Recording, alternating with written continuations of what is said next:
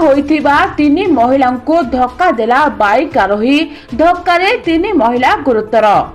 बुधवार संध्या समय शेरगढ़ ब्लॉक बरमुंडली शिव मंदिर ठारे एक मर्मन्तुत सड़क दुर्घटना घटी।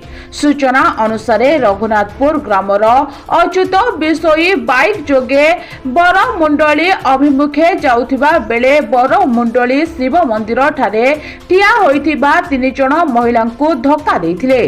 फलरे बाइक चालक सहित तीन गुरुतर आहत होइथिले। आहतों संगे संगे शेरगढ़ गोष्ठी स्वास्थ्य केन्द्र को निया जाइथिला। आहत व्यक्ति माने हेले बरमुंडली ग्रामर रुनु सेठी, विष्णु सेठी और लक्ष्मी सेठी। रुनु सेठी और लक्ष्मी सेठी अवस्था गुरुतर थिबारु सेमानंकु ब्रह्मपुर एमकेसीजी मेडिकल को पठाई दिया जाइछे।